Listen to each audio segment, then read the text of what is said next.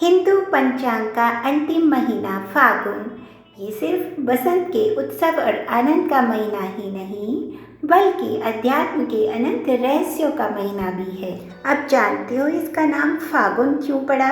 क्योंकि जो फागुन की पूर्णिमा होती है वो फागुनी नक्षत्र में मनाई जाती है और इसलिए इस पूरे महीने का नाम फागुन रख दिया गया। अब जरा देखो इस महीने में अपने चारों ओर प्रकृति के सुंदर नज़ारे। आम के पेड़ों पर बौर छाई हुई है, गेहूं की बालियां अपनी प्रसन्नता दर्शा रही हैं।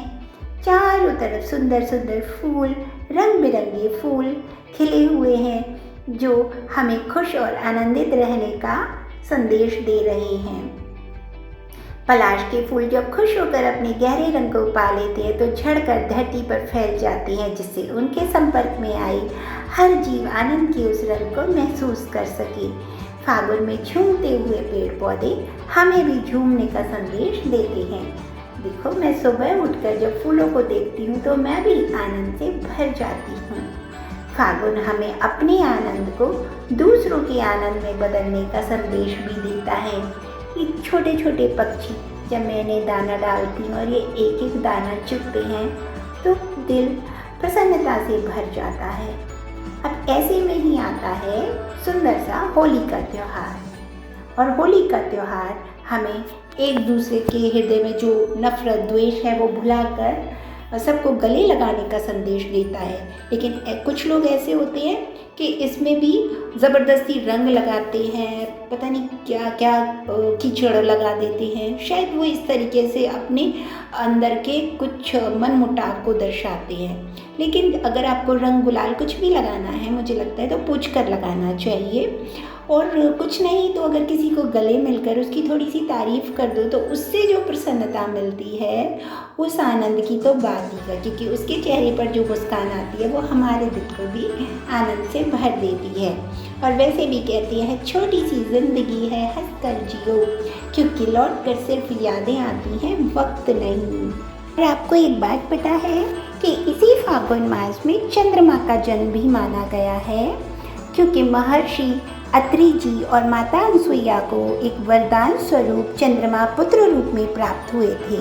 तो इस महीने में चंद्रमा की पूजा भी की जाती है, उनको प्रसन्न किया जाता है और भगवान शिव और भगवान कृष्ण की भी पूजा की जाती है। और इस महीने में स्नान का भी विशेष महत्व है। फागुन के बारे में एक बार अमीर खुसरो जी अपने गुरु हजरत निजामुद्दीन के साथ बात कर रहे थे।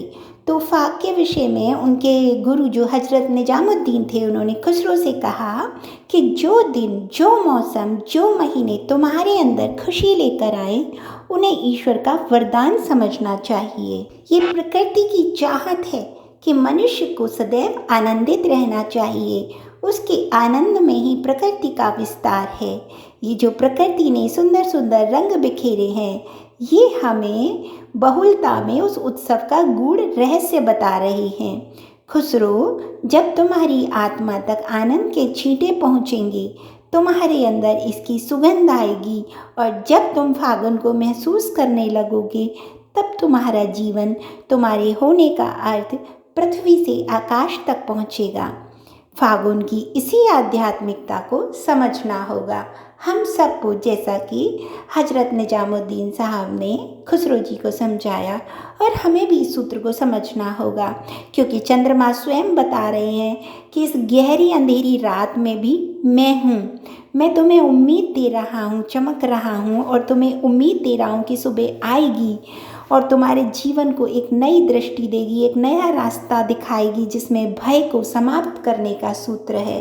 तो जितने भी लोग जिनके जीवन में भी अभी अच्छा समय नहीं चल रहा है, तो उनको भी निराश नहीं होना चाहिए और अपने आप को सकारात्मक वाइब्रेशंस, पॉजिटिव वाइब्रेशन देनी चाहिए, अच्छे संदेश देने चाहिए कि नहीं, मेरा दिन भी अच्छा आएगा।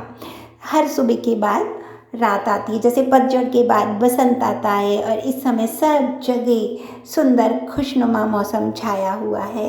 तो हमें उसी से सबक लेना चाहिए और अपनी ज़िंदगी को आनंदित बनाना चाहिए। और अंत में मैं यही कहना चाहूँगी कि मुस्कुराहट का कोई मोल नहीं होता, कुछ रिश्तों का कोई तोल नहीं होता, लोग तो मिल जाते हैं हर मोड़ पर, लेकिन आप सब की तरह कोई अनमोल नहीं होता। तो आप सब दर्शक मेरे लिए बहुत अनमोल हैं। Thank you.